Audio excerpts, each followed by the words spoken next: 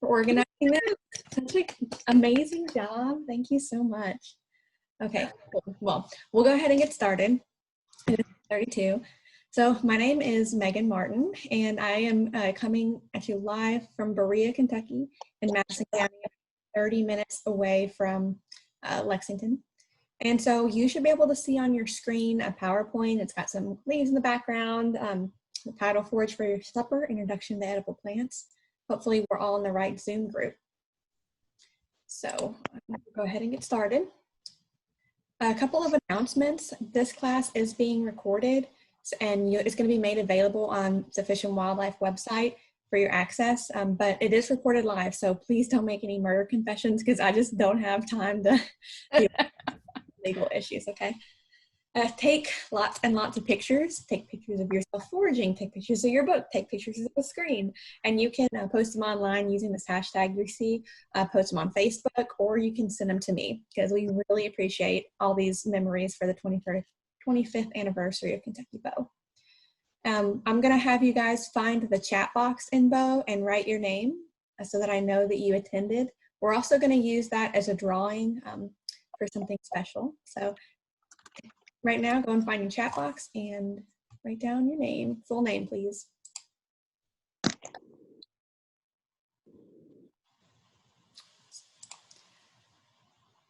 Okay. And then I'm also going to ask you to use your Zoom reactions, like the clapping and the raised hand or the thumbs up, and give me like a thumbs up if this is your first bow. That way I can see who's here for the first time. Welcome, welcome. All right. Can you show me like a clapping hand if this is your first class for this year's bow? You didn't do one last night, but this is your first class. All right. Very cool. Can you show me a thumbs up or a hand clap if you brought your book to class? Everybody bring your book? Yay. Cool. Now, your cover might look a little different than mine. That's okay. This one is a few years old. You can see I've got tons of little tabs in it that mark stuff that I like to use a lot. So I would suggest getting some of those if there's something you want to refer to often. But if you don't have your book, I did send out a email yesterday with JPEGs attached and also a link to a Google Drive folder that have all of the pages that you're going to see on the screen here. And you can also use them as we identify some plants later. And finally, I did not put this in the email and I apologize, it's my fault, but you might want to get a scrap piece of paper and a pencil because you're going to be writing down, what you think might be a plant or not. So if you have one, great. If you don't, you can take a couple of seconds to go find yourself a pencil and a piece of paper, but you don't have to have one or anything.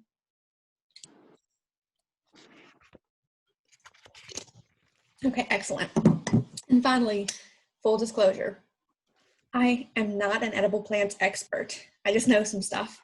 I've been kind of geeking out about plants for 3 years, not because like I'm in love with Latin names or anything, but I like to eat and I like free stuff. So it makes sense for me to want to forage for edible plants. I also used to raise meat rabbits and I'd like to know what they can eat, what they can't eat. So if you've got critters or if you're like me and you like free snacks, this is a good class for you. But you're probably going to ask me a question that I'm going to say, I don't know. So there are people out there that are a lot smarter than me and a lot better at this than I am. So, but always keep doing your research, keep learning, and keep asking questions. So we're going to dive right in to our class now. Basics. So there are lots of rules to foraging. I mean, I learn something new every time I go out.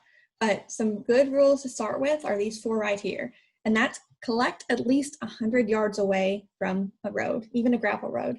So why might you want to collect plants more than 100 yards away from a road? Any ideas? Chemicals? Yeah, I don't want no gross smog all over my blackberries. No, thank you.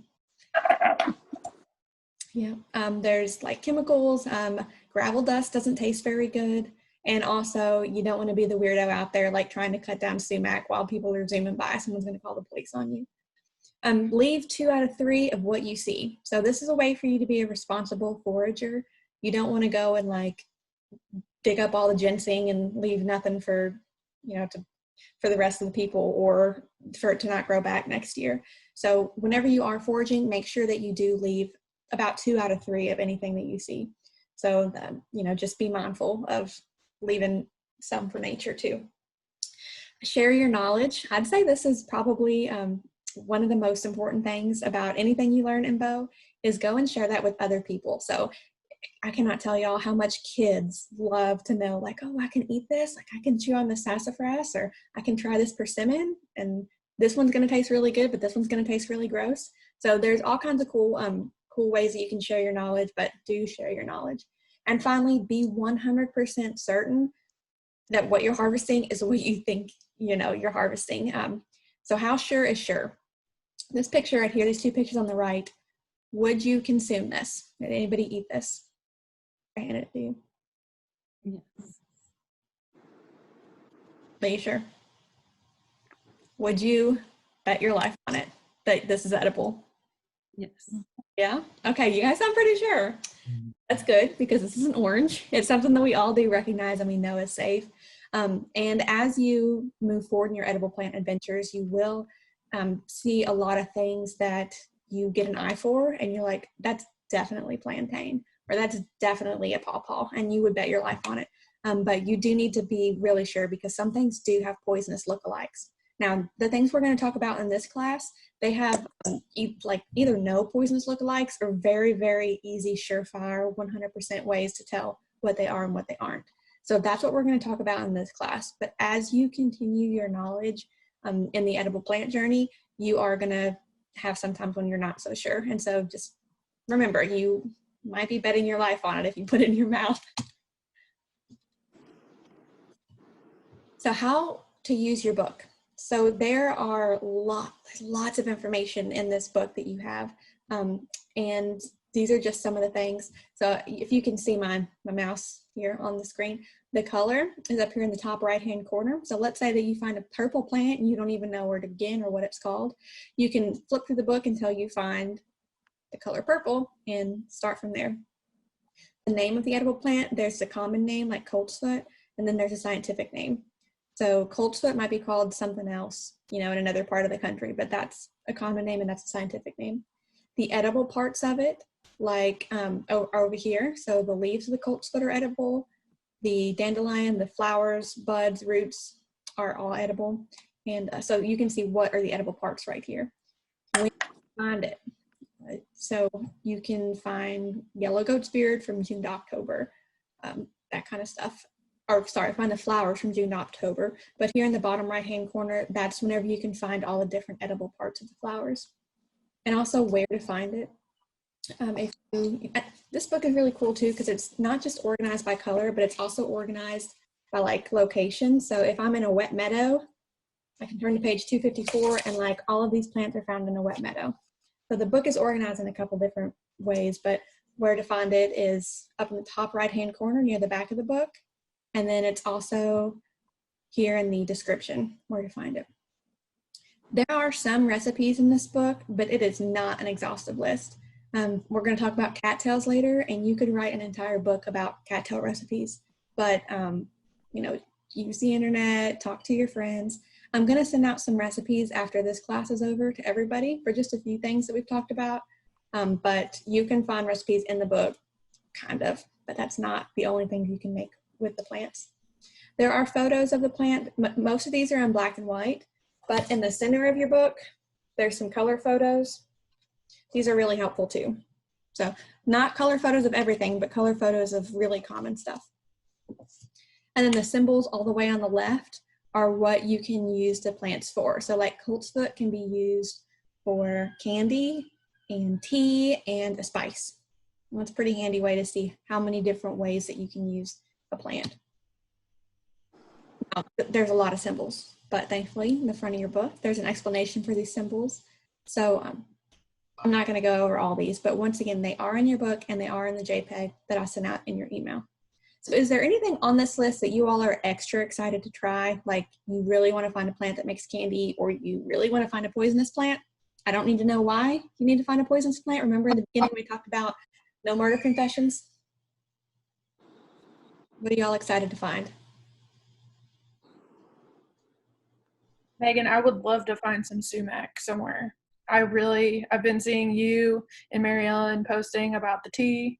I would love to find some of that. Yeah. I'm just anxious to learn about whatever you teach us. Yeah. I want to learn more about different fruits because I see fruits out, when I'm hiking, but I never know if they're, edible or poisonous. Right. I really like stuff that can be made into fritters because, like, man, put it in butter and fry it. I don't care what it is. It's good. It'll be good. I'd like to learn how to find pawpaws. I don't see those very often anymore. We're definitely going to talk about those. Ginseng. Well, we don't talk about ginseng in this class, but you'll be able to use a lot of you can use the book too to find it, but you'll be able to use a lot of the same principles when it comes to talking about harvesting, preparing, and that kind of stuff. All right, awesome. Well, there's a lot to learn. So let's start talking about the fun stuff, and that is the plants. So plantain is the first plant that I learned how to identify using my book. And once you notice this plant, you're gonna see it everywhere. I mean, everywhere. So one of the most surefire ways to tell plantain is to look for these long stems that pop up from the middle. The leaves are they're kind of round, and the younger leaves are better to eat than the older leaves because the older leaves are kind of tough and stringy. You just kind of treat plantain like spinach whenever you're eating it. You can chop it up, add it to salad, boil it, serve it with butter. So there's a lot that you can do with it. And it also has a lot of medicinal properties too. Now, I'll go ahead and give the footnote. I'm not a doctor. You can look and find journal articles on different kinds of medicinal uses for the plants we'll talk about, but just what I tell you, take it with a grain of salt, okay? But plantain can be used for bug bites, stings, that kind of stuff. And what you do is if you get a mosquito bite, you chew up a little plantain leaf and you smack it on that mosquito bite, kind of rub it around. It's gross, they're spit, but that plantain will work wonders, and it takes away the sting, and you don't have that big old swollen mosquito bite. And my little toddler, his name's David, and whenever mosquitoes bite him, and they bite him all the time, it leaves these terrible looking welts that his grandparents were up about. So do I chew up plants and put them on my baby's face? Yes, I do, and it works really well. Lots and lots and lots of other uses for plantain too. You can make salves out of it. You can use it in your bee smoker, but I'm only going to tell you all 3 or 4 good facts about each plant. So these are just some of the important ones. So we are gonna see if we can identify some plantain. So this is where you get out your pencil and paper. And I'm gonna give you 1 minute to write down what you think plantain is, okay? So everybody ready? Okay, you got 1 minute to identify which of these are plantain and which of them are not.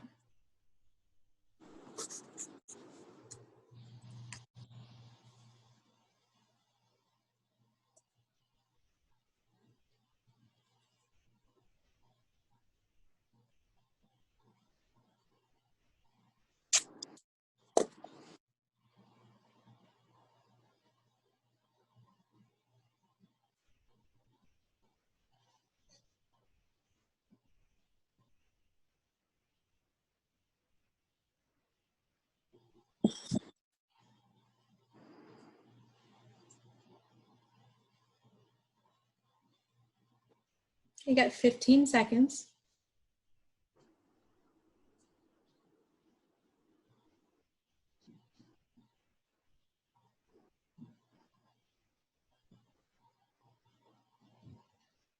All right, let's stop.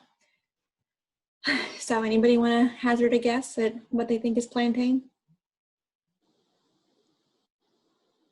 I can try. Okay. I was just gonna say I have a feeling it's all of them. It is all of them. Now this is a trick question. This is the only trick question you're gonna have on this whole presentation. I'm sorry, I just couldn't resist. But all of these are plantain. A is a broadleaf plantain, B is broadleaf plantain. Let's see, F is narrow leaf plantain, and then D is, plantains.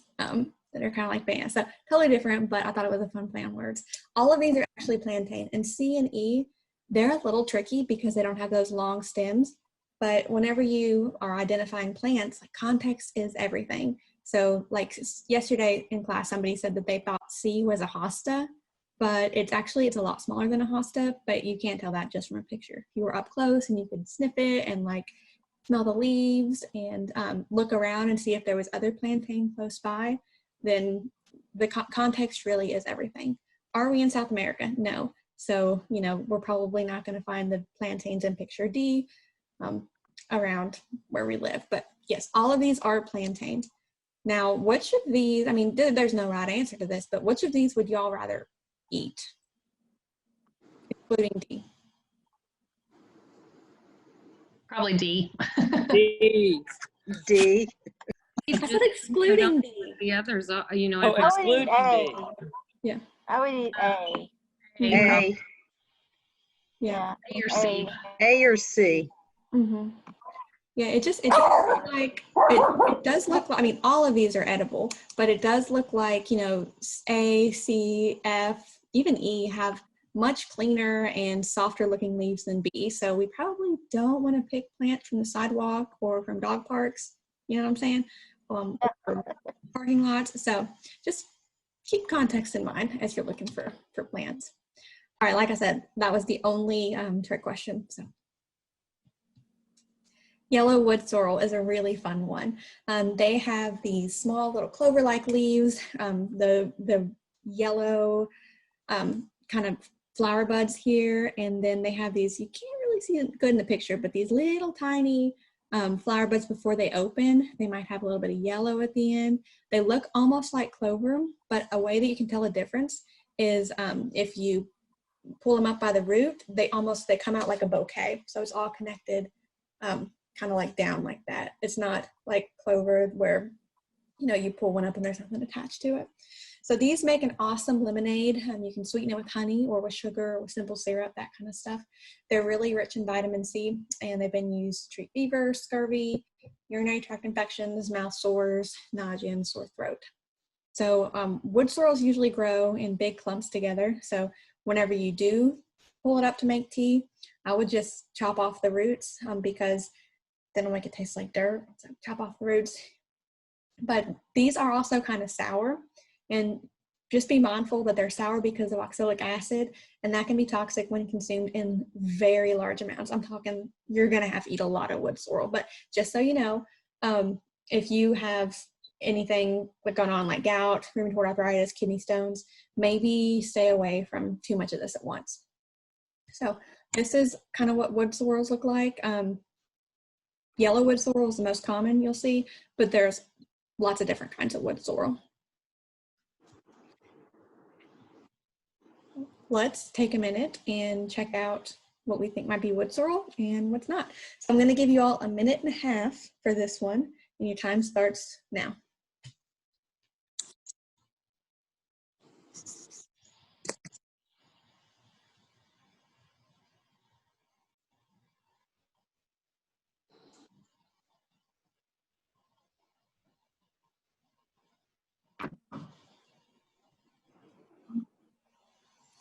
Savannah, I'm sorry, I just saw your question. I'll answer it after we call time on our wood sorrels.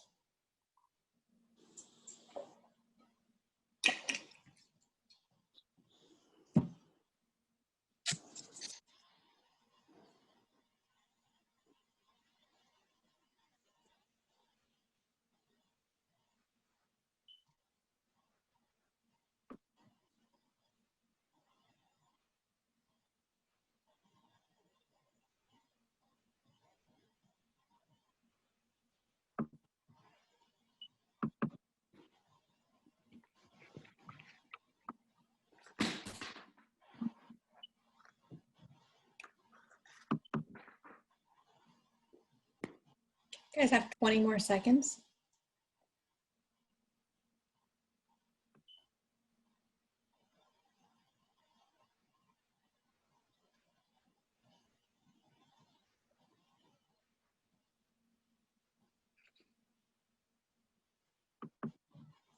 All right, we're gonna go ahead and stop. But just to address Savannah's question, what's the deciding factor for young plantain leaves versus older leaves? Do young leaves taste better? Is it the color? Is it the size? You can tell older leaves from younger leaves by feeling them and by the size too. So younger leaves are a little bit smaller, but they feel totally different. They feel almost silky, and they just feel new. Older leaves are like, they're tough, they're harder to rip, they're real stringy. You can eat old leaves and young leaves, but the older leaves are going to be pretty stringy. I mean, I don't know, maybe there's like a benefit to the fiber in them, nature's broomstick, I don't know, but younger leaves definitely taste better. Okay, so who thinks they have the wood sorrel identified? Who's pretty confident in their answers?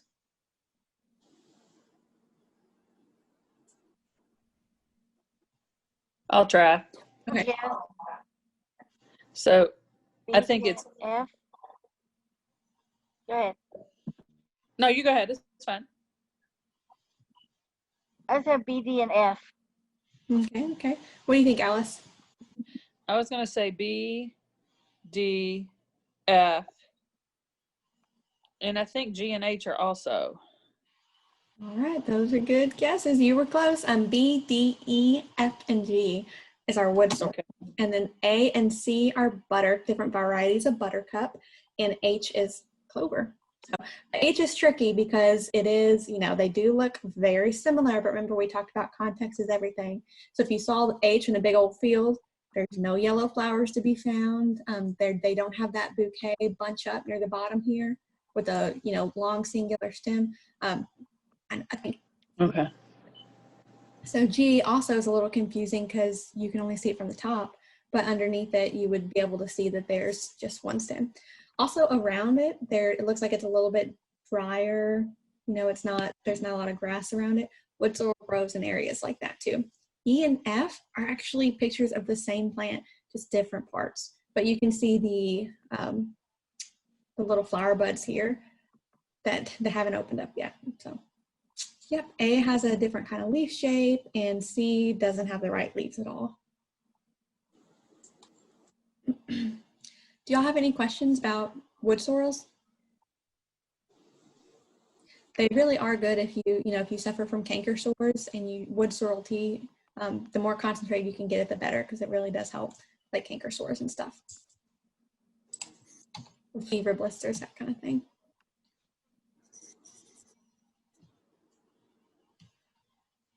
Honey locust is a really fun one.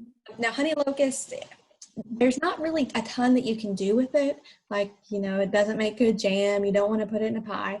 But if you were walking around, maybe scouting for deer or just spending time outside, it's really fun to chew on. This is another great one for kids because it's really sweet, and you would never expect something that looks that like weird and brown and twisty to be so sweet. But they do taste best whenever they've just fallen off the tree, if you can beat the squirrels to them.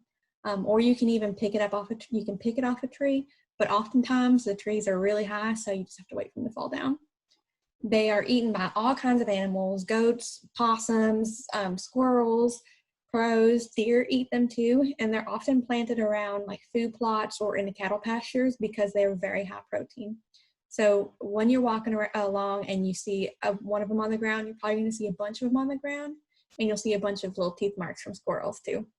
So these are they're kind of long and twisty. Let's see if I can tell you what. It would be helpful if I told y'all what pages these were on in your book. Honey locust is on page 184. If you want to check it out in your book. They do have thorns on their trees too. But that's kind of what honey locusts look like. I'm going to give you guys about a minute and a half to identify what you think a honey locust is. We're going to start that timer now.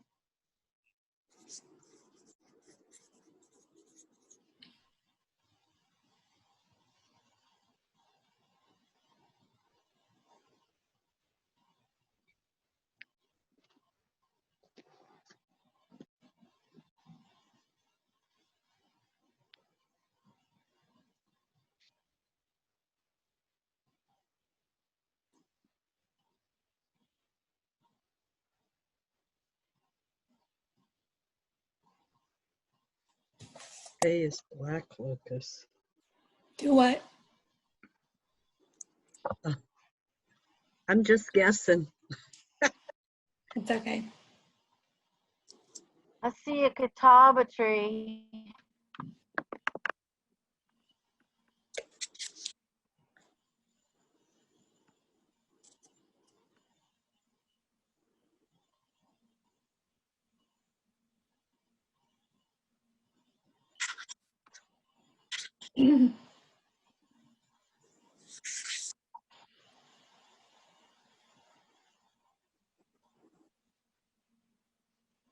Okay, you have about 10 more seconds.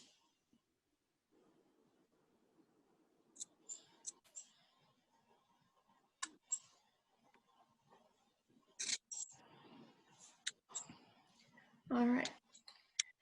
So one thing you might notice if you look in your book, for mine it's on page 184, but at the very bottom of the honey locust description, it says caution, seed pods of Kentucky coffee tree, page 180. So what's that caution about? If you flip over to page 180, it does have the Kentucky coffee tree and it shows you what the seed pods look like. So, you know, they look a lot different. But if you're brand new to foraging and you just see like a seed pod on a tree, you're like, oh, that's cool. I bet that's edible.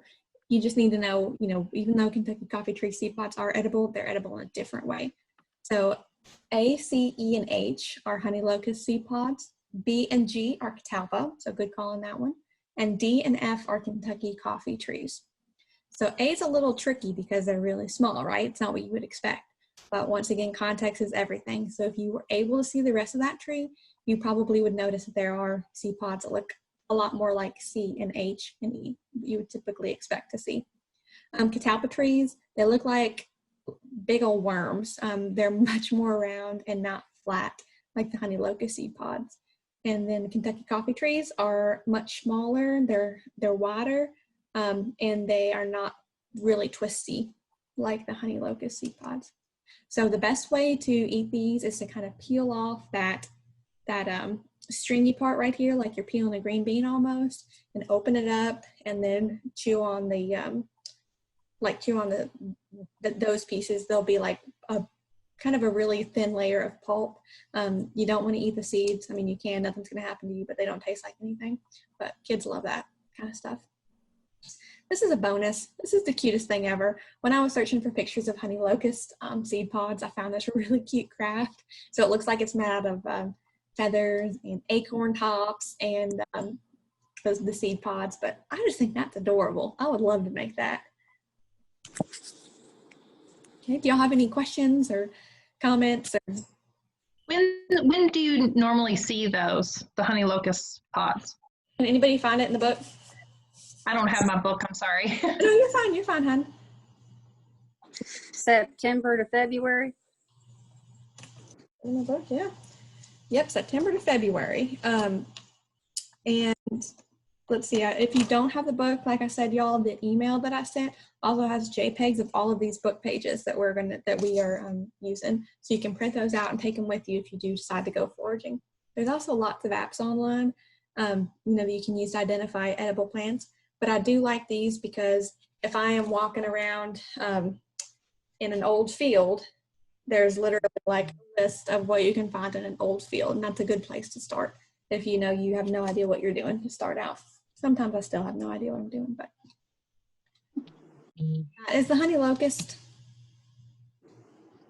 Next up is the dandelion. Now, we think we know dandelion, but we're gonna do a little quiz here and see if you can identify the dandelion, but we've all seen them, we love them. They're really popular with making jelly. So the jelly has a nice kind of light honey flavor. It's a really beautiful color, like really beautiful yellow color. And dandelion greens actually contain more protein than spinach. So if you've got kids or nieces or nephews that don't want to eat spinach and they don't want to eat their greens, they usually will have a lot of fun going and picking plants outside and, I don't know, pretending like they're dinosaurs or something. You can get them to eat dandelion greens. Dandelions have been used in traditional medicine all over the world for centuries. There's not a whole lot of like medical research on it, but I think that's just because this is what the government doesn't want you to know. I'm just kidding. I'm just kidding. I'm not trying to do conspiracy theories, but really, dandelions are good stuff, but you're not going to find a ton of research out there on them. So if you are allergic to ragweed, marigold, daisy, that kind of stuff, you should probably stay away from dandelions because they are in the same family. Now, this goes with, for every plant that we talk about, anytime you're doing edible plants, if you're breastfeeding or you're pregnant or you're trying to become pregnant or if you have allergies, please be really cautious about what you use. Like dandelions also can be used as blood thinners. So if you're getting ready to have surgery, you might not want to eat like 500 dandelions the day before. So, just be aware of what different kinds of uses that the plants have and maybe how they might interact with any situations that you're in medically. So you can use dandelions for a ton of stuff, salad, fritters. You can even make coffee out of the roots, but there's a lot you can do with dandelions. They're workhorses for the edible plant world. Identifying dandelions with their leaves is also a really handy because they can look so different. So all around the left, there's spotted cat's ear, which is also called false dandelion, but it could really fool you if you're just new to the plant game. And then there's two leaves in the middle. They look different, but they're actually both dandelion. And all the way on the right, we don't know what that is. That's not dandelion though. Just take a good look at those leaves. And then I'm going to give you another minute to figure out what you think are dandelions. So your timer starts now.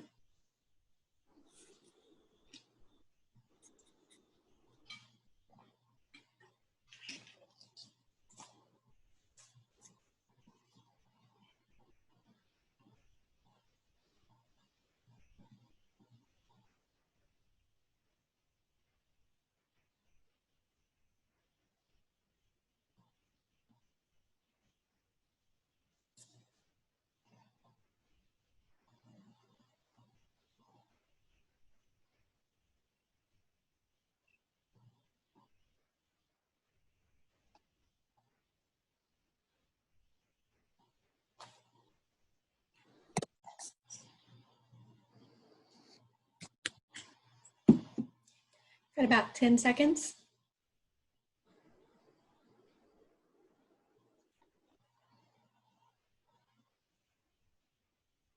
Okay, I'm gonna have y'all stop.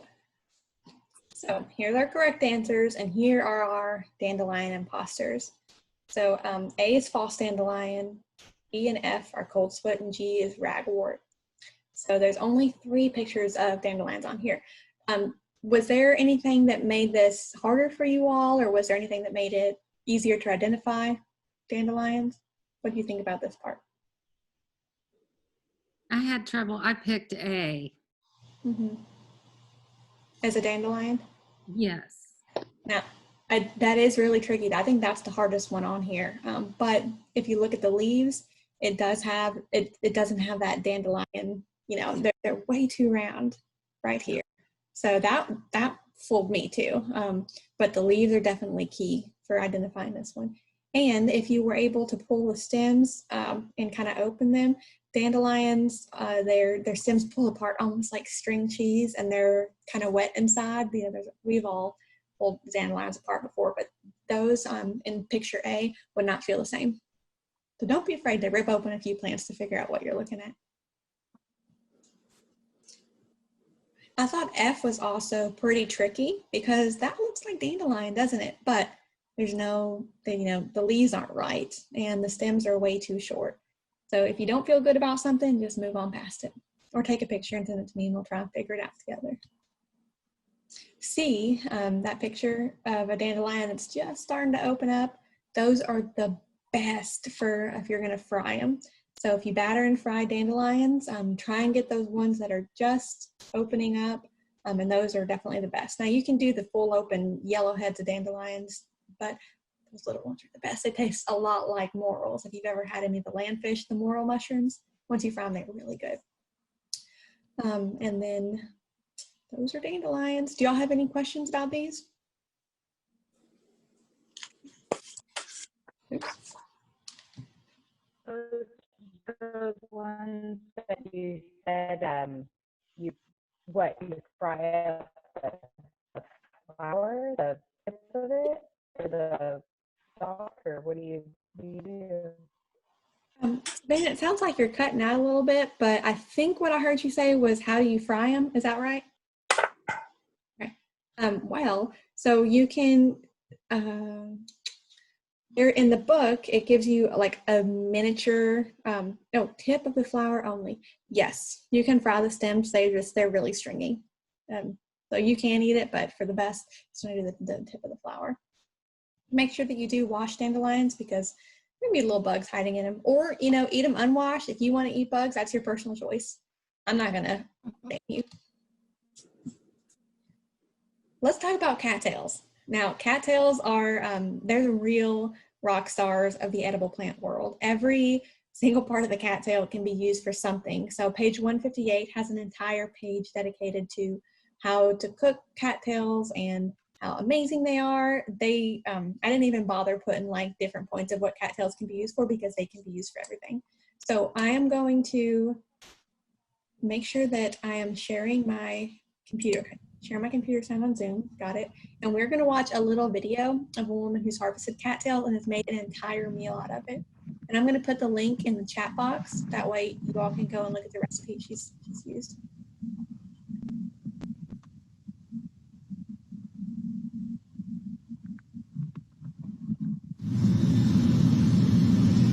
Hi, Karen from ediblewildfood.com here. And this morning I am working with my cattails that I gathered last night to keep them fresh. I kept them in cold water overnight. And I really didn't gather many, probably only 10 at the most. And what these will be transformed into, this will be soup and rice. This part of the cattails will be pickles. I'm going to give it a shot at roasting these to see how they turn out. And I'm going to have to gather a fair bit more root, but I want to turn this into starch that I can use to thicken soups and other goods. So this is the root.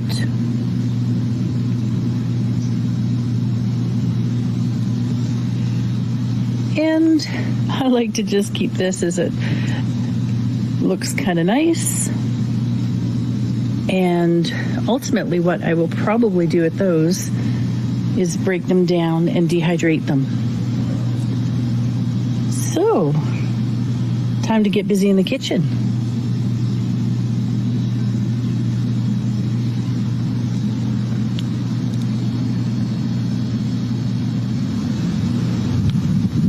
I'm back, and my preparation table has now been turned into my dining table. Although there's a significant amount of food here, I certainly can't eat all this in one sitting. Not at lunchtime anyway. So let's take a look at the end result of all those cattails. Right here, a really magnificent tasting soup. Cattail rice, super tasty.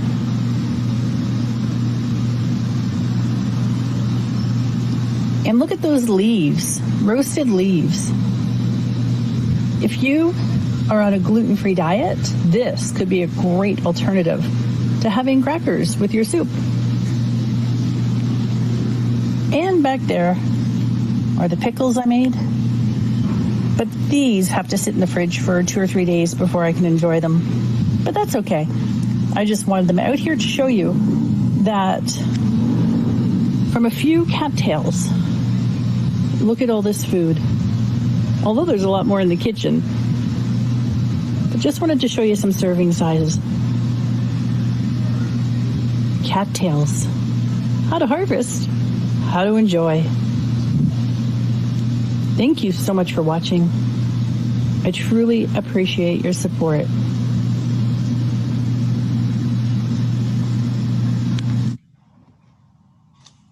That looked delicious. So let's see. Sorry, I'm trying to get this. Okay, there we go. So with the cattails, I know I got a couple chat questions. Let me pull it up and see what y'all asked about. What do they taste like? Alice wants to know. Cattails are they're really starchy. They're a lot like potatoes, so they're going to take on the flavor of whatever it is you add to it. So if you add garlic, they're going to taste garlic. If you add pepper, they're going to taste peppery. Especially those at the very end, like near where you pull them up out of the ground, right above the roots, but at the very bottom of the stalk, there's these round kind of tuber-like things that she used to make pickles out of, I think. And those are really good battered and fried. I know I'm like a broken record with the battered and fried thing, but they're fantastic, like little fried potatoes. I have not tried the leaves and I have not tried the pickles, but you know, I've got a lot on my bucket list for the summer or for the rest of the summer and fall, and that's definitely on there. And then the YouTube link that I shared in the chat box, that also has all of the recipes underneath her video for everything that she made if you guys want to give it a shot.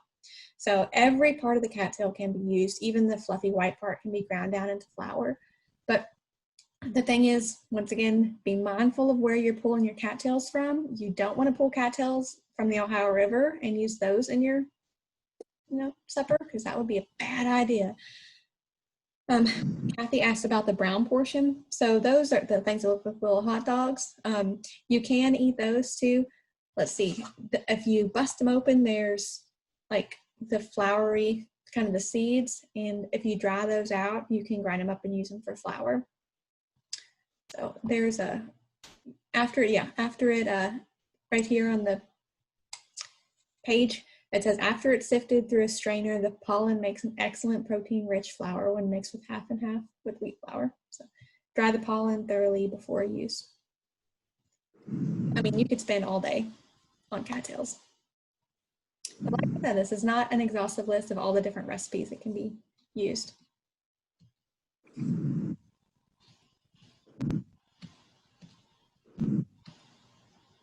Red sumac. So here's one that a lot of us have been waiting for. This is another one of those plants that once you start looking for it, you're going to see it everywhere, grown on roadsides or grown in the woods. It's really tall and those bright red heads really pop out. So it has an awesomely high vitamin C content, and Native Americans actually used it to make tea to fight the common cold or scurvy. The best part is, right now is like the best time to harvest sumac. And we're coming into cold season, and so I think it's really neat how nature does that. Like, you harvest sumac when it's at its like best to harvest, and then that sumac is used to fight cold because we're just coming into cold season. So I don't know, I always thought that was really neat. Herbs and spices are made from sumac, have really high antioxidant levels as well. It's used a lot in Mediterranean cooking too, so you can actually make your own sumac spice and use it in your cooking. And the best time to harvest is late July through mid-September. So now is the time. Everybody that found sumac in the classes yesterday, it was still really good and like in really good shape.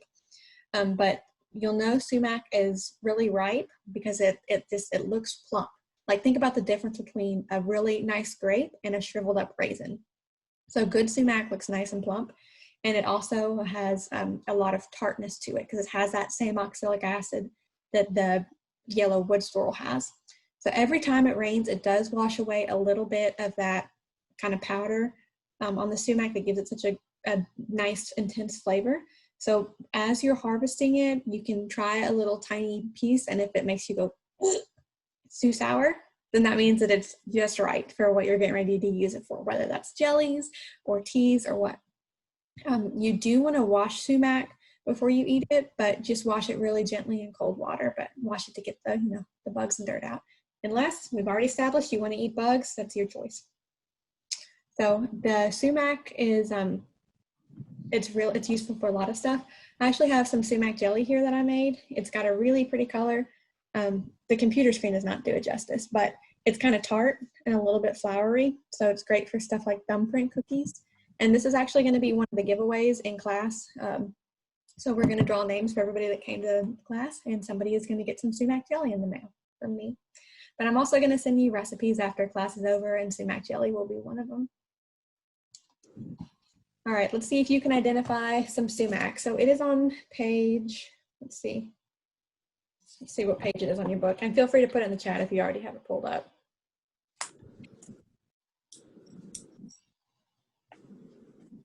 It's 186. 186. Okay, thank you. Page 186. So I'm going to go ahead and start your timer now, and you identify red sumac for me.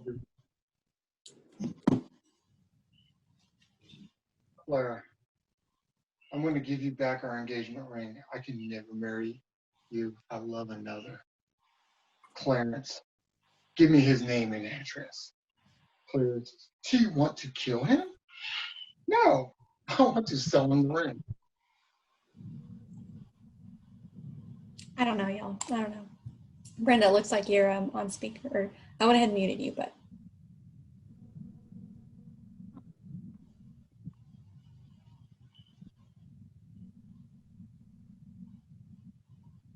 All right, y'all got about another 40 seconds.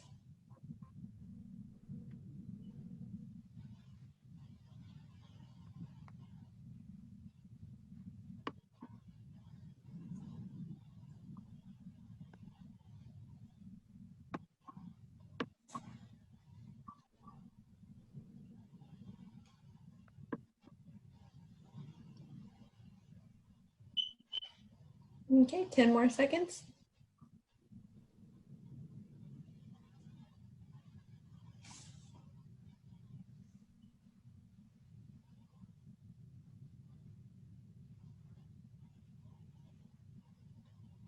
All right, so who thinks they have sumac? Megan, I would like to try this. Go for it. E, D, and C is the edible sumac. What? E, D, and C is the edible type of sumac. D? D, as in dog. Okay, so D, you think D as in dog and C as in cat are edible sumac? As well as E. A is coxcomb. And I'm not sure what B is. You're right. You got it right. Good job, Kira. So C, D, and E are the edible sumac. A is coxcomb, and B is poison sumac. So a lot of times whenever people say, oh, you made me sumac tea, I thought sumac was poisonous. B is poison sumac. That is poisonous, but the other ones are not. So you can tell there's a really big difference. You're not going to accidentally give somebody poison sumac tea.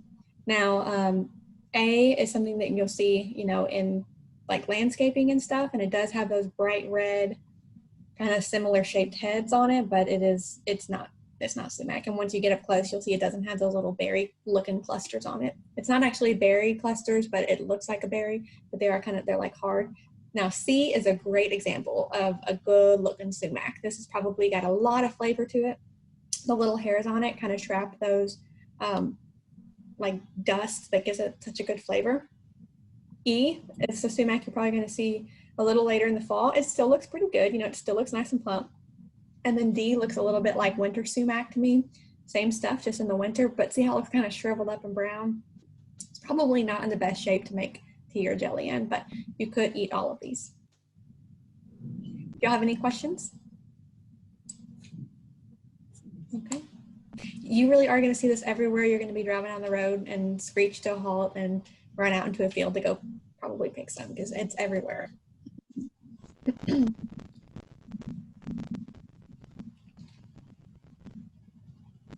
Pawpaws. This is my absolutely most favorite thing to search for, and probably something that you all have been looking forward to as well. So pawpaws are used for all kinds of really great stuff. Breads, jellies, smoothies. You can make ice cream out of it. You can make preserves. Now, I'm going to be honest with you all. I have never made any of those things because pawpaws do not make it long enough in my house to be made into anything like that. I might gobble them up immediately. I've tried pawpaw bread from a friend who has a lot more self-control than me and actually saved her pawpaws to make pawpaw bread. They're also called Kentucky mangoes, poor man's banana, hipster banana, but I've got a couple that I harvested the other day. So these are kind of small, but this is what they look like. Small ones. Now I have seen pawpaws that are as big as the three of these combined and bigger. But I did harvest these a couple days ago just because I ran across them in the woods, and I put them in the window to ripen because pawpaws are best whenever they're more ripe, kind of like bananas. So this one has, see the black spots on it? that's whenever it's starting to get ripe. It has a really strong smell right now. Really strong smell, it's sweet. And it's getting a little bit softer. Right now it feels a little bit like a pear, but I'm ready for them to get even softer. These are what the seeds look like on the inside. They're kind of big, so you'll definitely be able to see them. It's not like kiwi seeds, but they're about that big. And they're also nutritional powerhouses. So, kind of like a superfood. The only reason that pawpaws aren't sold in stores is because they don't ship very well.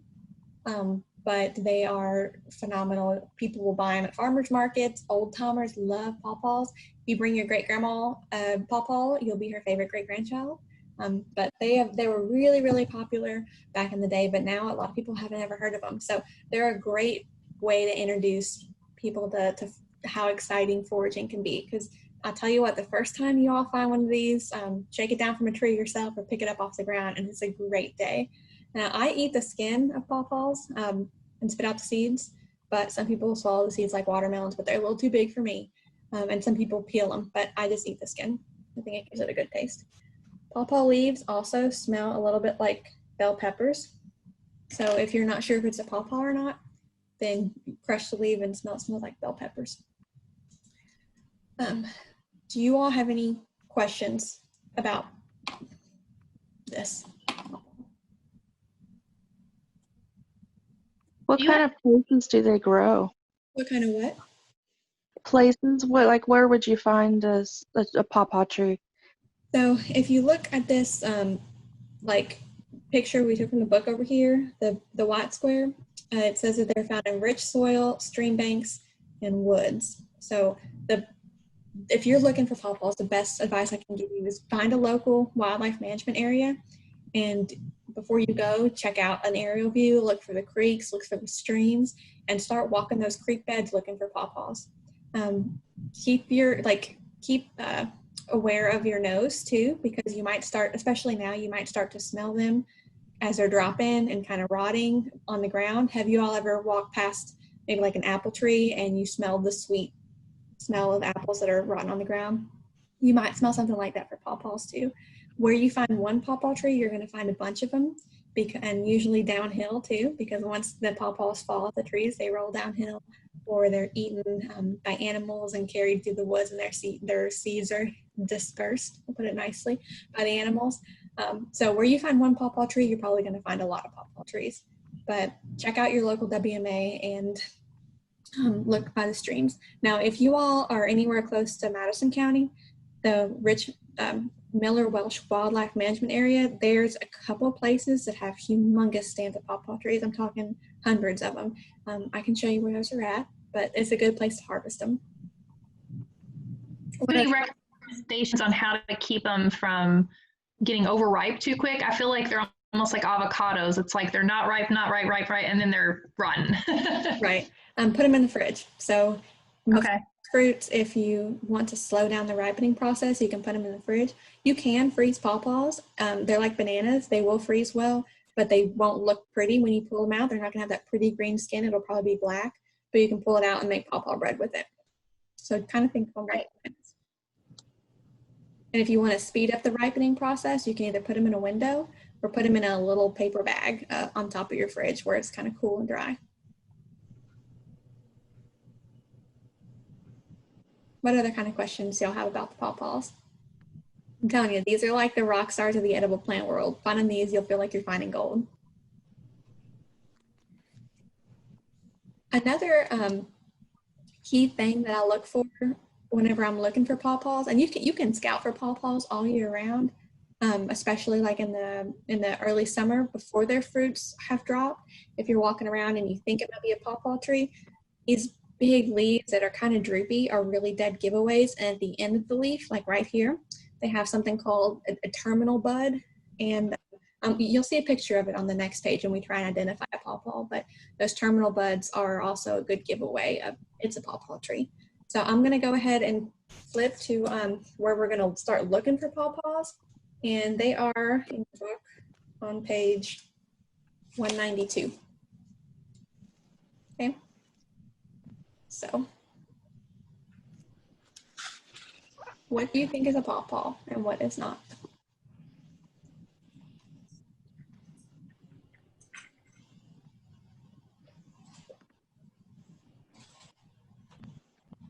Oops. Sorry.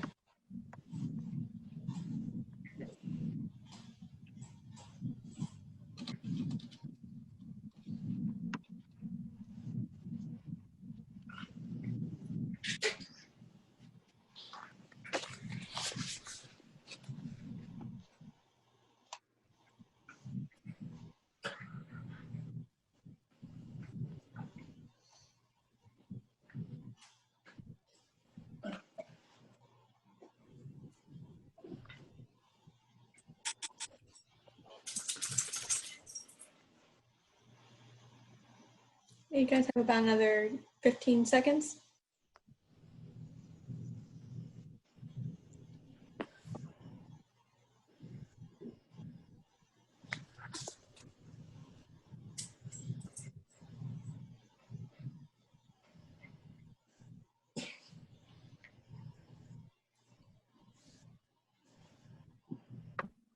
All right, so let's get our answers here. These are pawpaws, these are not. So A, the magnolia tree, the leaves are way too shiny. They're not droopy either, even though they're a little bit similar shaped. And then B is a papaya. You're not gonna find that around here. You'll find that in a grocery store.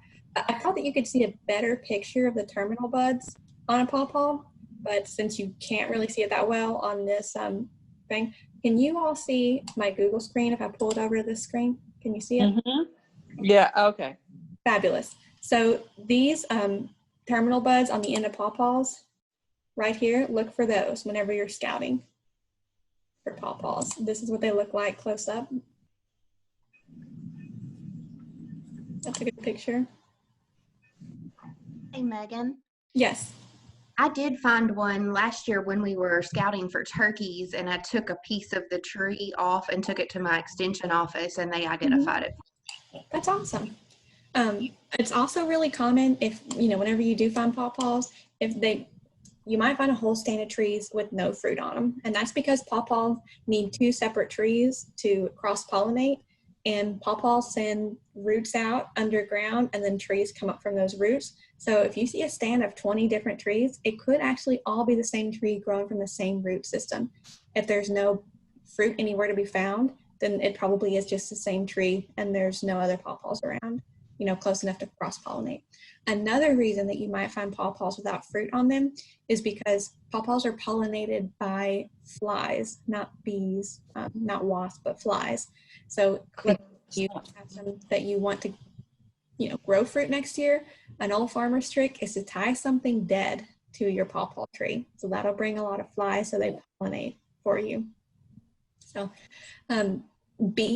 picture C right here, this is good and ripe pawpaws. That would be great to, to eat, to make ice cream, to make bread. D is these nice droopy leaves that you'll notice, and you can see a lot of other pawpaw trees in the background. H is a pawpaw that is edible, but it's not at its prime. And then G, you can kind of see what the seeds look like in there. These pawpaws on F are not ripe yet. Now, whenever you're harvesting pawpaws, you can pick them up off the ground or you can shake the tree to get them down.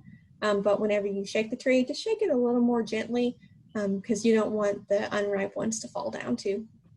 If they do, not too big of a deal, but that is a pawpaw. What other kind of questions do y'all have for me about these amazing rockstar trees? Megan, have you ever heard of anyone trying to start like pawpaw trees? Yeah, Becky Bloomfield's mom, Bonnie, actually has a bunch of pawpaw trees she started, and she, there's pages and pages online about theories of how to do this because pawpaws are really hard to start and they're hard to grow too. They have very specific grow requirements, like the baby trees can't get direct sunlight or they die, and they have to have so much water, and they have to, their seeds have to sit underground for a year. So I actually planted pawpaw seeds 3 years ago or 3 summers ago, and they're just now sprouting. I planted like 20 of them and 2 of them are sprouting. But, you guys probably have greener thumbs than I do, but I just set them in some dirt and forgot about them out by my porch. But You can stratify them either in the ground over winter, and that just means they get really cold and stay really cold for 120 days, or you can do it in your fridge too. So there's lots of different ways to try and grow pawpaws. If you are great at growing pawpaws, you can make some good money because foot tall saplings sell for like 40, 50 bucks. So if you can learn how to grow pawpaws, you could be in business. Okay. Thank you. No problem. Anybody else have any questions about these guys?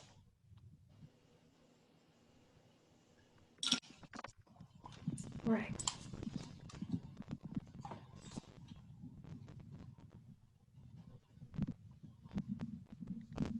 So here's a really fun part of the class, and we are going to go out and do some foraging ourselves.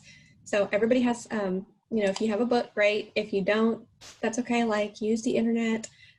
If you want to stay inside and do some like virtual foraging, you can identify these plants on the screen. What we do is we're going to take about, I'll give you till 11:50 to go out and see what you can find, and you can bring it back here. I'm going to be sitting here the whole time, so if you want to bring it back for me to identify, great. Or if you just want to meet me back here at 11:50, get outside and go see what edible stuff you can find. Ready, set, go. I'll be here if you need me. It's raining where I am. That's okay. You can practice with the pictures on the screen Okay. if you don't want to get out and go I somewhere. could bring you a persimmon tree. I could bring you some persimmon.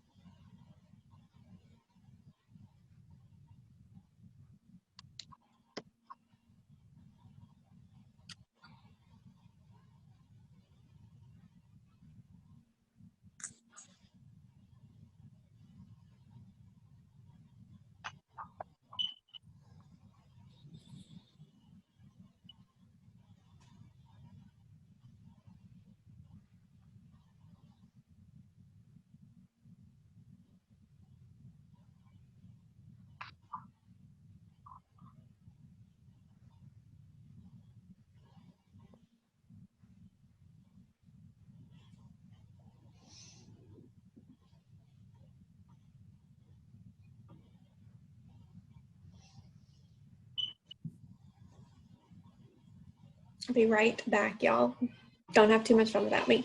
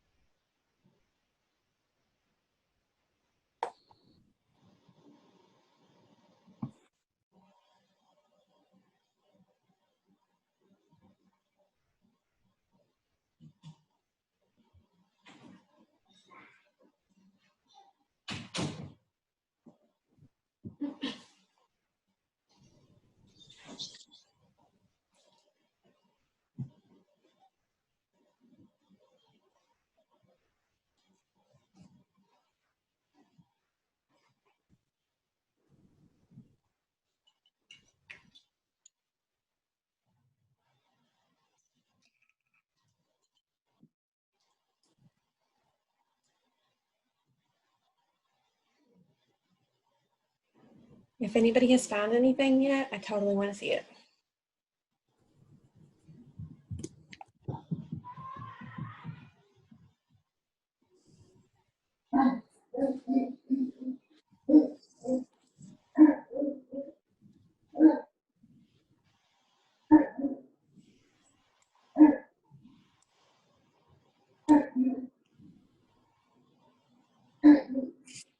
Captain, no bark.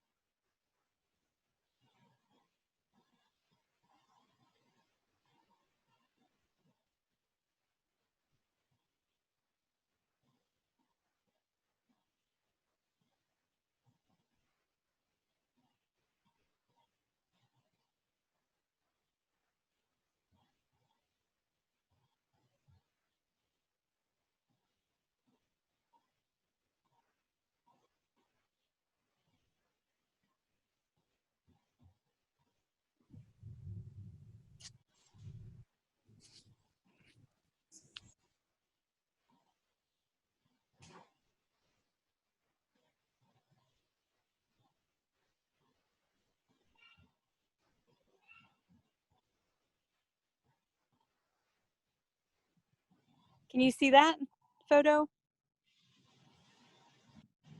Where?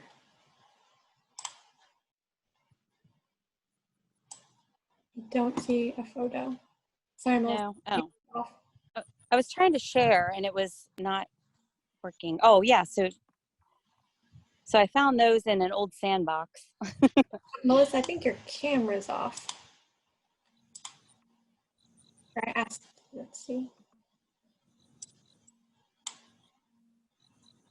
Okay, hold on.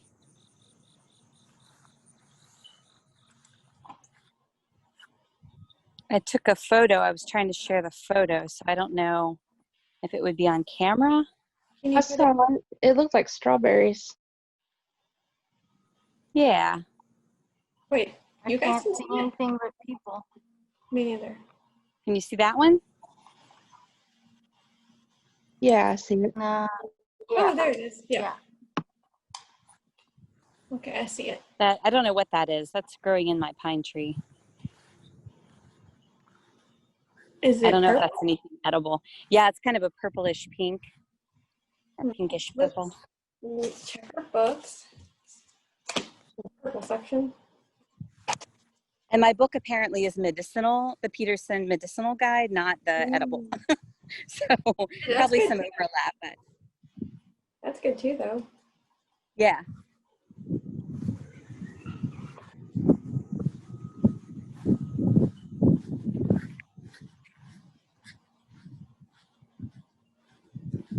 I tell you, I'm not sure what that is. It may not be edible, but it was attractive. I mean, and there's so many different varieties of plants and stuff. Later I was going to tell y'all I would suggest to get on some edible plant Facebook groups, and you can post pictures, and location and everything and help you identify it. But I do know that you can make like evergreen tea too. I think it's let me do a little bit of Googling because I think I might have an idea of what it is, but I don't want to say it in case it's wrong. So, and I found these two. This is I think the little wild strawberries. I don't know if you can eat those or not, though. Let's see. Can we go back to that one group? There's one plant that I haven't identified yet. To the foraging. Yeah. Okay. I don't know if you can eat the wild strawberries technically either, but like as a child and even now, sometimes I'll eat them, you know, I see them out. I've ate them too. Yeah. I mean, they're just really small, but yeah, I like them too. Yeah, I know people who use them for my persimmons are ripe on our tree. They're starting to fall off.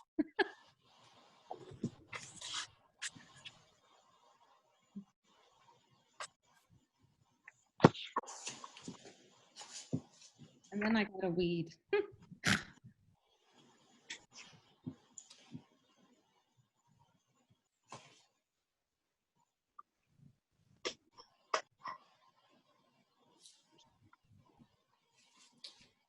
All right, anybody else find anything good? I have that wood sorrel all over my backyard. I really never even realized that. That's awesome. Yeah. Oh, I have something. Oh, go ahead. Wood sorrel, can you guys see that? I can't see what you're seeing. Not very well. Yeah. Oh yeah, that looks like, It's upside down. Here. I get tons of that out of my courtyard and rip it up and throw it away, and it blooms yellow in the spring. Well, now you have a use for it. Yeah. Dandelion, I think. Awesome. Yeah. Dandelion.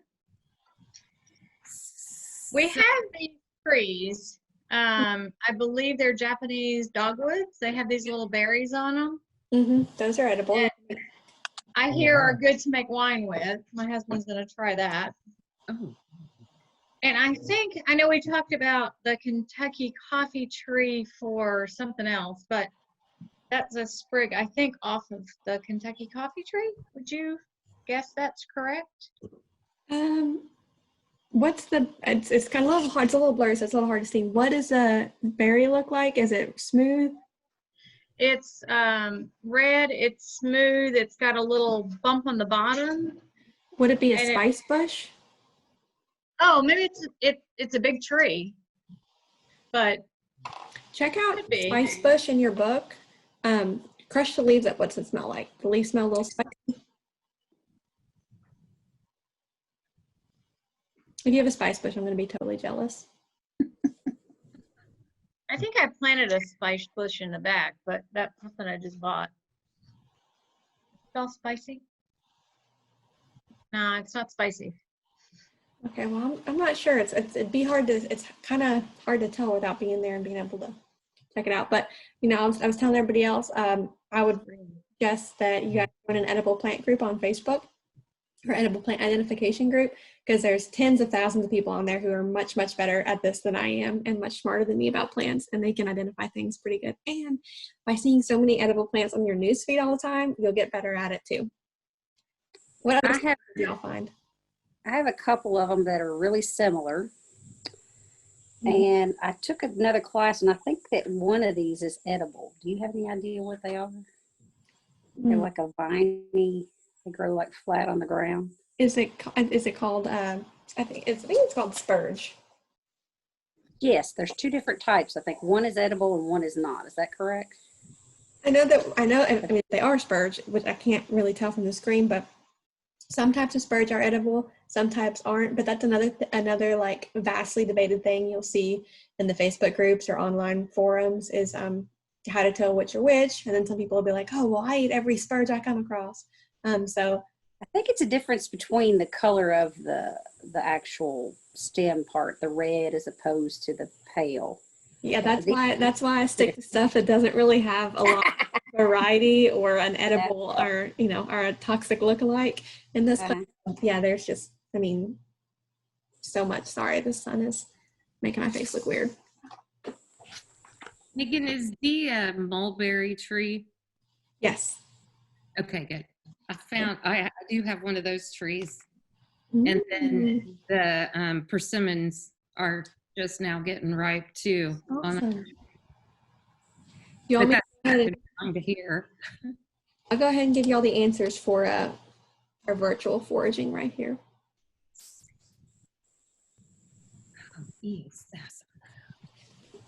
Close this blind. Wild ginger. I do have some wild ginger. How can you tell the difference between wild ginger and violet? Well, your best friend there is going to be your nose. So if you pull any of it up and smell it, it smells very, very gingery. There's no mistake in the smell. Yeah, because I found I've got like violets everywhere. Mm-hmm. One good time for your yard to be full of weeds. Mm-hmm. Of course, plantain. I found some the baby wild strawberries. Mm-hmm. Can you see those? Oh yeah, cute. And I do have a mulberry tree in my yard. I consider it a weed because that's how it came up. It's not what I want there, but it's what is there. I actually found yellow. Was this yellow sorrel? What was this? Is it the sorrel? Mm-hmm. I found some. Awesome. There's a pine tree. I know you can eat pine cones, I think, or do something with them. You can make tea out of them. Yeah, there's a lot you can do with them. And then I've got this little plant. It grows all over the place, and I don't know what it is. It's like a little weed, but it's kind of pretty. It's just like a little. It grows kind of flat and kind of fans out. I think we were talking earlier about it's so hard to tell on these tiny Zoom screens. It might be spurge. Some of them are edible, some of them aren't. But if you look up spurge Facebook group, you can oftentimes post pictures, and then people who are much better at this than I am are really good at identifying it. All right. So, anything they want to share?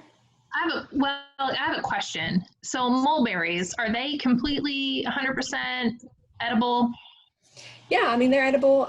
Well, the berries, are edible. And just like blackberries, they're going to be better whenever they're ripe. So you want the darker ones. Okay. You can beat the birds to them. And the wild ginger, I'm assuming you would eat the root, correct? Right. And there's instructions in your book, too, for how you can prepare the root for like candied ginger. But it is very, very strong tasting. I've made it. Yeah. I have a wild pear in my yard that I don't know where it came from. And I'm looking for recipes on what to do with them, but I haven't been very successful so far. Wonder if you could make, would you want to make, you can make wine with it. My mom makes wild pear wine. You can make jam with it. Probably if you let them get really, really ripe, I bet you could make like a banana bread kind of thing, but with pears. Okay. The reason I hadn't thought about the jam is because the flesh is really grainy. Mm-hmm. It's grainier than a regular. And I didn't know how that would work. Do you have, I'm not a pear expert, but just as a throwing an idea out there, do you have an Instapot or like a pressure cooker? My sister does. Maybe if you put them in the Instapot and steam them a little bit, then they would be a lot softer, and you could just tear that skin off. Okay. Instead of having to peel. What about doing something like an apple sauce or like a apple, like apple butter or something with those? I was also thinking about maybe trying to do a chutney. Yeah. All right. Love next year at Bo, if we can all be together in person to do one of these classes in the early part of the weekend and harvest a bunch of stuff and be able to serve it to everybody. I think that would be so much fun. Can you tell what this might be? I don't know.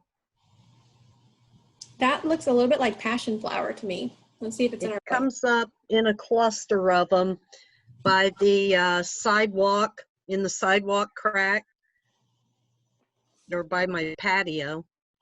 It's got little feathery ends coming off the petals. It's kind of interesting. Passion flower is on page 94 of your book. So you can see if that's what it is.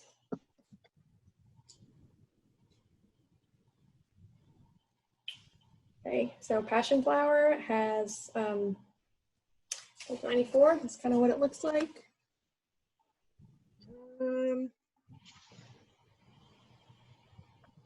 It's not round like that. Not round? No. Can we see it again?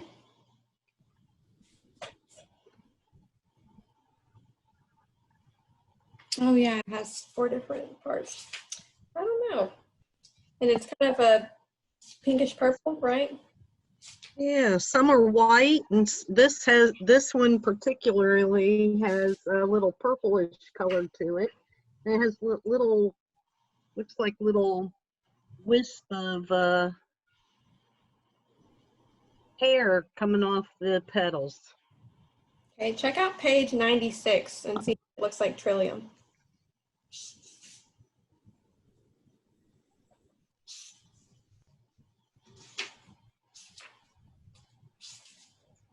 Nope. Right now I'm just flipping through in the pink red section of the book and seeing there's 4 different petals, seeing if it might be close. This book is obviously not every single flower in, North America, but there's a very good chance it's not in here. I think I have to get a plant identification app on my phone. iNaturalist is a really popular one. What is? iNaturalist, so I'm going to go ahead and put that in the chat. I downloaded that after the workshop last night, so that'll capture plants. Sorry, I didn't realize that there were more questions in the chat. I've got like 13 screens going. iNaturalist is the app. Oops. Let's see. I'm going to put that in the meeting notes. Okay, iNaturalist is the app. And then Savannah said that the photo of the small red berry we talked about, everyone was talking about like a small strawberry. She has some grown in her backyard and she wants to know, are the berries edible? Are they lookalikes? I do want to eat all the berries too. So are there poisonous lookalikes for berries? Yes, there are poisonous lookalikes that are, red berries, but I would say refer to your book, do some Google searching. Don't eat it if you're not sure. Look at all your context clues, smell it, crunch up the leaves and smell the leaves, look at the roots, look at what area it's growing in. It's hard to know without like being in your backyard and being able to touch it and smell it and look around. But once again, I cannot stress enough the value of these Facebook groups for edible plants. You can get them in even to your state or your area of the state as well. We don't have too much more time left. So I am going to go ahead and put my phone number in the chat so you all can write that down. Send me a message if you have any questions, or if you want to send me more pictures, maybe we can try and figure something out together. I'm also going to send you all a few different recipes that you can use with some of the plants that we've learned about in class as well. Any other last minute questions or suggestions before we break? Can we text you at that phone number, or is that just for? No, go ahead and text me. That's my work cell, so I have it on me on the phone. So yeah, text me, text away.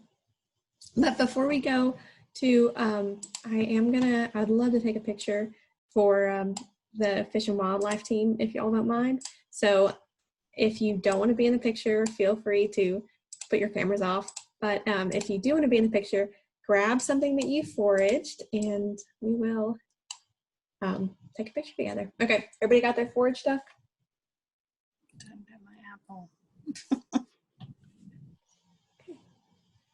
All right, so I'm going to take a picture on 3. So everybody smile, keep your eyeballs open. Okay, 1, 2, 3.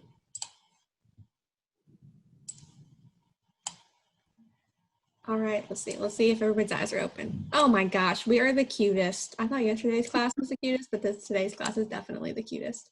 Okay, good job, everybody. We don't even have to do a do-over because everybody's eyes are open. Okay, any other questions or last minute comments? And you said you sent an email yesterday? Yes, I sent an email. Well, I sent 2 emails yesterday. But they had links to this presentation. They had links to pages that we used from the book. And I'm going to also send a 3rd email sometime later today with a couple of different recipes. And like I said, you guys can always text me too and be like, hey, do you have any recipes for, I don't know, redbud trees? And if I don't have one, I will send one to you. But thank you for asking so many awesome questions, and it's been really good to get to know you. I hope I get to see all of you at Bow next year in person.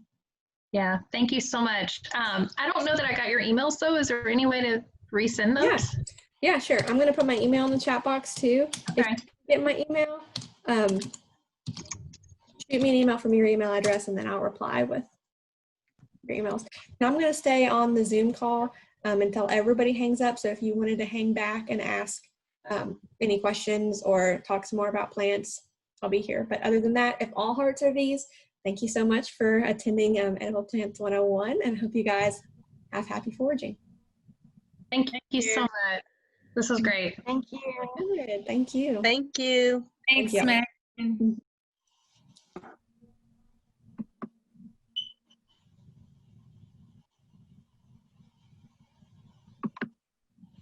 Hey, Megan. Yes. Do you happen to have extra pawpaw seeds? Add extra pawpaws? Seeds. Seeds? Yeah, I mean, I've got like 4 right here. If you want some, where are you living at now? I'm actually not really living in one place. Where are you at right now? My mom is living just south of Danville, Mm-hmm. and that's where we're trying to get some pawpaw trees, hopefully. Mm-hmm. Maybe. I can try and mail you some seeds. I don't know how good they will be. Like, I don't know the science behind pawpaw seeds and if they have to stay inside of a pawpaw until they go in the ground or whatever. But I'll mail you some if you send me your address, or I will give you some if you want to meet me in Madison County, or if you want to go run around the WMA and eat up with ticks. I'll do that with you too, and we'll look for some. Okay, cool. Yeah, I will definitely try to hit you up for that. That would be great. Cool. Plus, I'd love to see your face in real life. Yeah, and my big round belly. And your big round belly. Listen, I was foraging pawpaws pregnant with baby too. I mean, pregnant lady wants pawpaws. Yes, that sounds amazing. I haven't had any since last year, so I'm definitely dying for some pawpaws. I never tried one. I'm anxious to try one. I wish that I could have you guys smell it through the screen. They're so good. That's the part of the in-person that we miss out on. Mm-hmm. Actual hands-on. I would have liked to try some of that cattail soup. Mm-hmm. It looked pretty good, huh? Never knew you could eat all of that. Mm-hmm. Me neither. So who got the door prize? We're gonna do the drawing probably at the end of the weekend. Oh, that's right. Mm-hmm. Sundays, that was. I was really surprised how much stuff I found here at the hotel. Really? Yeah, I just went in their little dog park section, and I found wood sorrel and Indian strawberry, dandelion. I actually found nightshade, Easter nightshade. Oh, wow. Yeah, and I was like, well, I'm gonna stay away from that. I didn't pick it just so your previous little note there about killing people. I'm gonna log off. It was good to see you, Megan. It's good to see you too. The rest of you. Talk to you later. Bye.